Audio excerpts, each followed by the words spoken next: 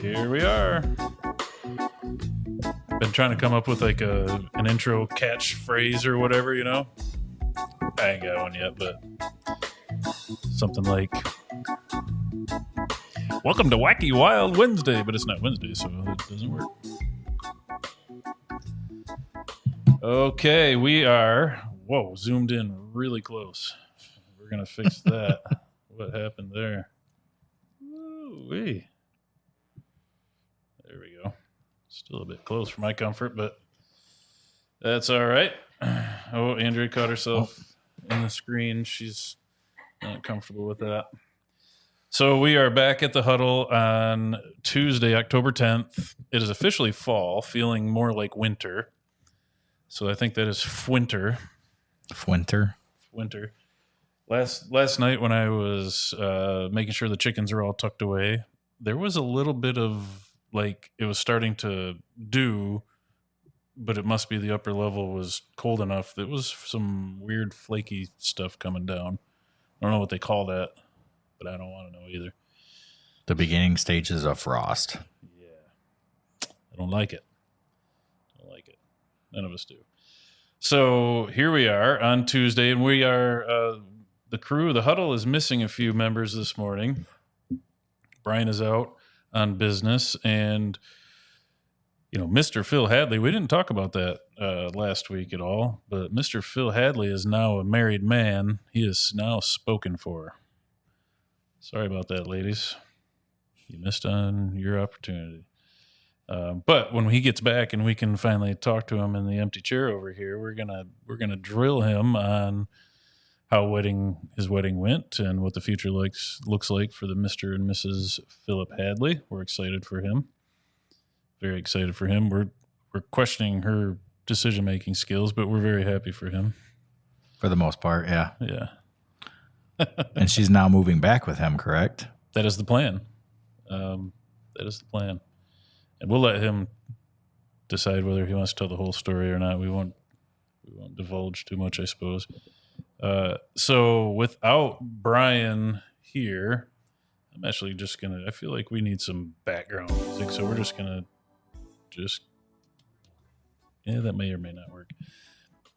Anyway, in Brian's absence, we're still going to continue with one of our favorite news segments, which is Brian's Meme of the Week. And I asked Cody to select Brian's Meme of the Week this week. And first of all, it was a dangerous, dangerous venture. And so I'm going to ask Cody to discuss this meme. And I think this is a great one for real estate related things.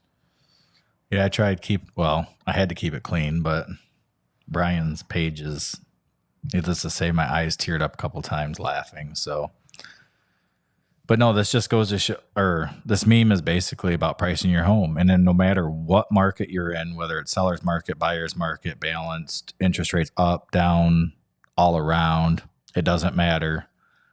Pricing your home is the most crucial. Pricing your home correctly is the most crucial aspect to getting your home sold, depending on your situation, on how quickly you want it sold. But the longer it does sit on the market, it's like dating. People are going to, especially in this market, even though homes are sitting on the market a little longer right now because it's balanced or it's kind of a balanced market with the low inventory. It's weird. I don't know how to really put that into words, but yeah, I would say balancing out, but it's still a seller's market. Yes. But balancing out due to the amount of demand. Demand is curbing a little bit. Correct. So, we've long been asking for a balanced market. Not this way. Not this way. We wanted to see more inventory with the relatively same amount of demand. Yeah, we need 4 to 5 times more the inventory than we have, I feel like, to have a true good balanced market. So what? 4 or 5 times more. What's that put us at in Shiawassee County? About 2 to 250 active listings. 300 would be nice. Yeah, and the crazy thing is that's still historically low. That's not a. Quit zooming. No, I'm just trying to get you centered up. Sorry. No, that's 250 to 300 listings is still historically low. But yeah, you're right. We definitely. It would be great compared to what we've had over the last 2 years. Absolutely. Well, but we might as well segue that into Cody's weekly talk on market conditions. Give some stats to update us on. Yeah, I'd like to start off by, if you are thinking about selling, please contact me or us, one of us here, as we do have a long-winded list of buyers who are actively looking. But we have, in the last 30 days, we had 55 listings in Shiawassee County and 54 price reductions. And 76 have sold. So 7 more listings than what we had last week as far as the last 30 days. And price reductions have gone up by about the same, by a few. So, and the number of solds down by a few. Yes. So really just over the last week averaged a little bit lower than the previous 4 weeks. Yeah, last week we had like 90 sold. I think it was 81 80, if I remember correctly. 80, 90. Yeah. Few difference, but so flat for the most part right now, week to week. Yeah. All right. Well, this time having the seasonal issues upon us, it's going to be interesting to see what happens, what kind of trends we're in. Are we trending towards balance with more or less inventory? Are we going to be flat and quiet? Are we going to be stagnant? There's a lot right now in October that's kind of in the balance, I think, seasonally, typically.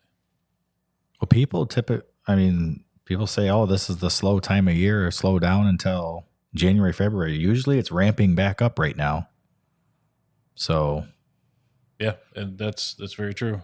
December is usually a busy month. And we welcome that. During the sales portion of our huddle this morning, we discussed our current activity and, updated with Andrea on everything that's going on. And we are currently, as an office, holding the most pending transactions we've held in quite a while, more than a year. So that's a good sign for us. Which just means, if we are declining in market volume and we are sitting with our current highest, that means we're doing well. We're doing good. So we're proud of that. And that is primarily, almost exclusively, because you guys are out there doing the work in the community and knocking on doors and meeting people and sponsoring and volunteering and all the good stuff, and that's it's working. So we have a few other things to talk about. Nothing. So this is gonna be a relatively short version of the huddle without Brian taking up so much of our airtime by his musings. And I'm just kidding. We welcome his musings, but I wanted to talk a little bit about pricing, because you just brought up that the most important thing in the sale of a house, of a listing, is price. Right now, with declining inventory, Cody, what do you see what are you seeing as some of the more common mistakes either agents or their sellers want to make when it comes to pricing? Well, the first saying I'm not a fan of is, well, we can always come down, because you come down, the buyer is still going to try to talk you down, try to negotiate more. It's not a good negotiating tactic. if you keep dropping the price, it just doesn't, like that meme said, it doesn't look good. Doesn't look good. No. One of the things we talk about with sellers when we price is, yes, it's true, you can always come down, but once you become identified as a stagnant or vulnerable listing, you are you're in trouble. You can be in trouble. When a buyer says, just like the meme said, it's still on the market, what's wrong with it or what's wrong with the seller? There's either something wrong with the house itself or the seller is difficult to work with. It doesn't mean that they're right, but the buyer is our market. They are who we're marketing to. They're who we're trying to appeal. And if we create those scenarios where they have to question, is it you or the house? A, you probably don't want the answer to that, but B, it just equates to negotiating down. Yeah, because if we have to negotiate on behalf of the seller, it makes it difficult to negotiate when we keep dropping the price, or it's been on the market 90 days longer than everything else that it's comparing to. And that's one of the biggest things I do when I do a market analysis. I don't just compare to the closed to the solds. I do the pendings and what's active, because that's their competition right now. So you're looking at what's currently on the market, but also what may have sold 6 months ago, because as we can tell, the market can change in a month drastically. So having the current data is also very important. In this low inventory market and in a rural location like most of Shiawassee County, what do you geographically or location wise, what do you set as some parameters when you're doing a market analysis? Well, obviously location is number one, but if you have to branch out a little further, I try to stick to obviously square footage, year built, the style of home, because every style is going to attract a different type of buyer. Those are the main key points. And then obviously if it doesn't bring up much, then you just start plugging in a little bit more, as far as maybe go by school district versus then a neighborhood or a street or road, or like a township type stuff like that. So it really depends on what you're getting with that data in that meantime. So you take a subject property, for example, that say is on West Oliver or East Oliver in Owasso, say east of Emerson School, somewhere in that ballpark, just as an example. You probably are not going to compare that or use a comparable that is, say, on Hibbard Road, tucked away back in the woods, that kind of thing. Absolutely not. And I think that there's a conversation with a seller that says, well, yeah, but that house on Hibbard Road sold for this. And I'm giving an extreme example, but I've had a seller do that. Mm-hmm. And so the important thing to remember is we're not the ones to negotiate with.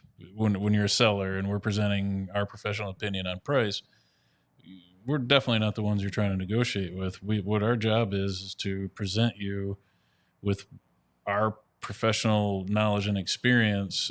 And frankly, we pay big bucks to have access to the MLS, which is this wonderful resource of historical data on sold properties, all the properties that have been listed with real estate agents. And within that are, some of the details of that property, the house and the property are there that, you can't necessarily find on realtor.com or the Z website. So believe it or not, your agent does have access to more information than what you can get on most every public real estate website. And I think it's a tough position for a real estate agent to sit there and be tempted to negotiate with the seller on what the current value is. Now, understand we definitely want to see our sellers get as much money as possible. There's zero question about that.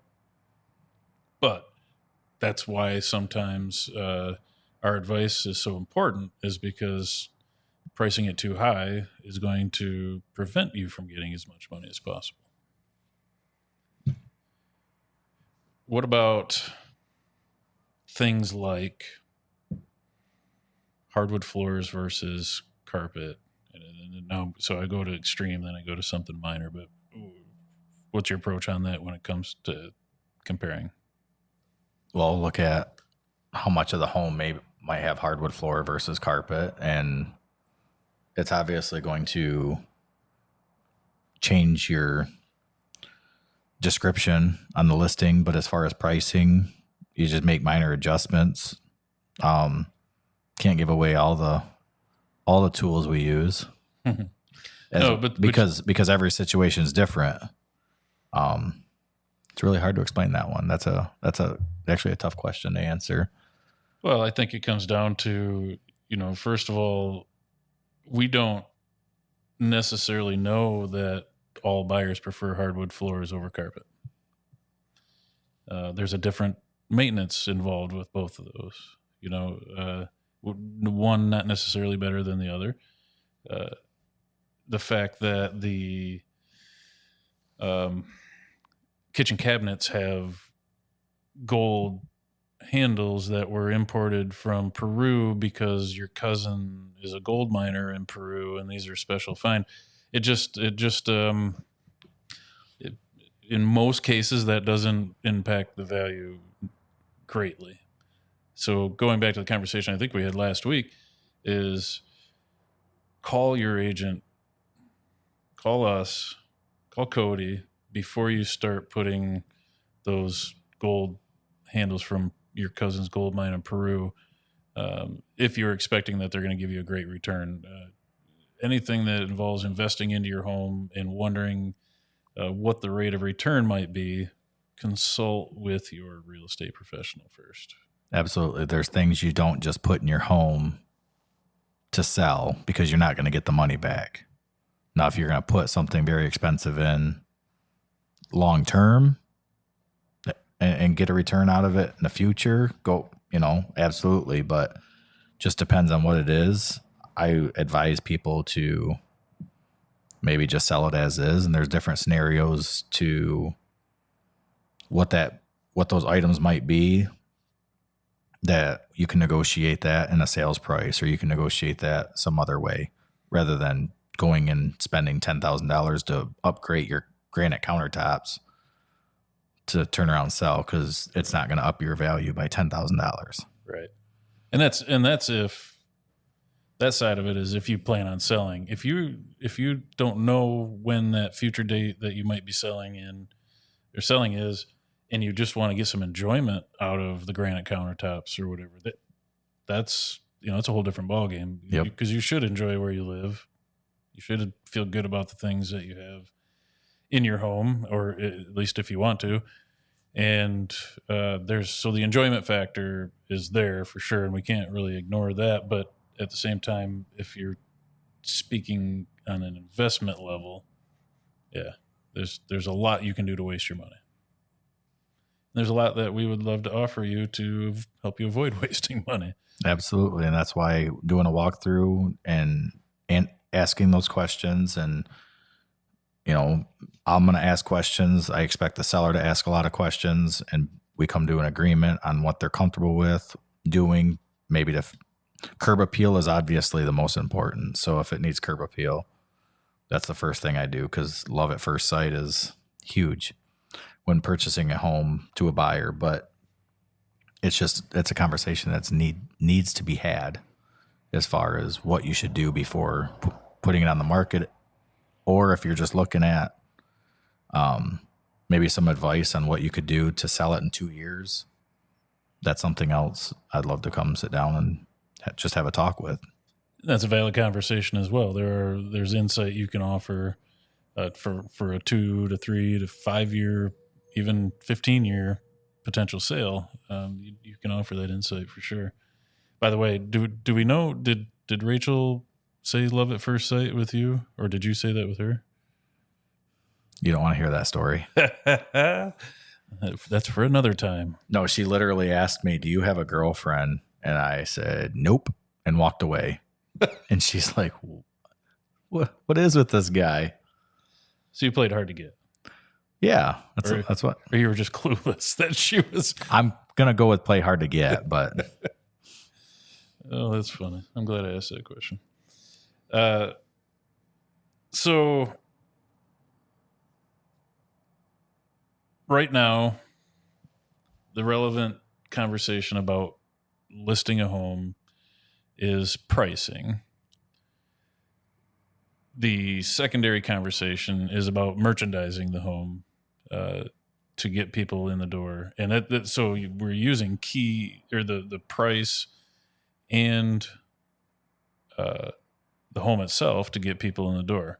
The idea in any market conditions is get as many people in the door as possible. Put as many eyes on that house in order to increase the potential sale price. So yes, curb appeal, as you were alluding to, is a huge deal. So tell me, this time of year, as it starts to get a little more brown out there and the leaves are coming down and that kind of stuff, what are some simple things that people can do to maintain their curb appeal right now? keep your leaves cleaned up. Get rid of after Halloween's over, get rid of your rotting pumpkins. And that is for Rachel. Oh,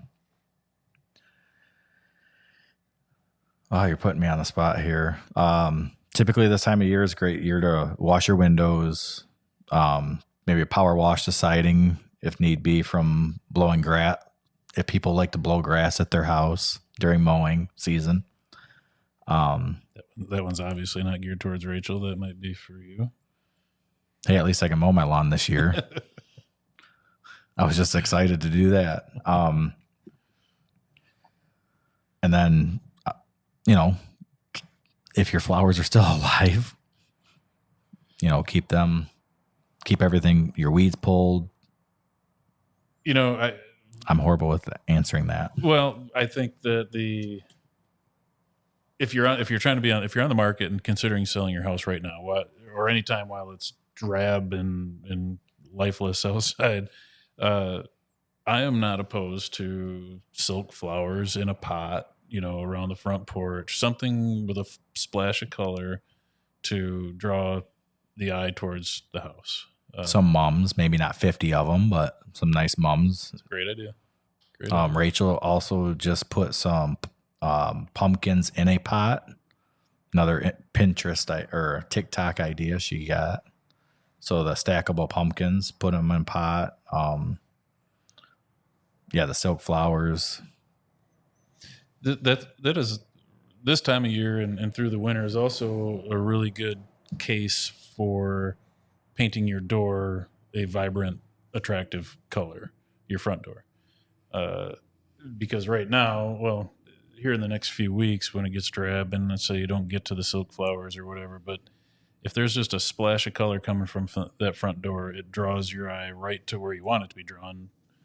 Typically, the front door and the surrounding area is a focal point in most people's homes, or on the exterior of their homes. And so adding a splash of color either way out front is huge. You can even do that with just your decorations, fall decorations, winter decorations, or whatever. I know some people enjoy every season having new decor out there. That's a real good, simple way, and especially if you already do it, you're already doing what you need to do to draw attention to the front of the house. So.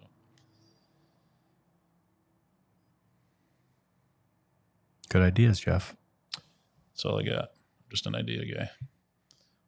So, Cody, any parting words for the huddle from today? Today is 10/10/23. Any parting words? No, not really. Not today. Cody has to work out today, and it is coming on that time. And I fed him full of bagels and donut holes yesterday, so he probably has to work a little extra today. So now I hope Bree, Mara, and Rachel don't see that part. Oh, edit. And it wasn't, for the record, it wasn't full. You had, I think, one donut hole and a bagel. Now they know that's a lie. I seriously thought that's what you had. Maybe you were scarfing on it when I had my back turned, huh? Next time we'll pick up some sports talk because we have lots to talk about here in the state of Michigan when it comes to sports and college sports and NFL. So we'll pick that up next time.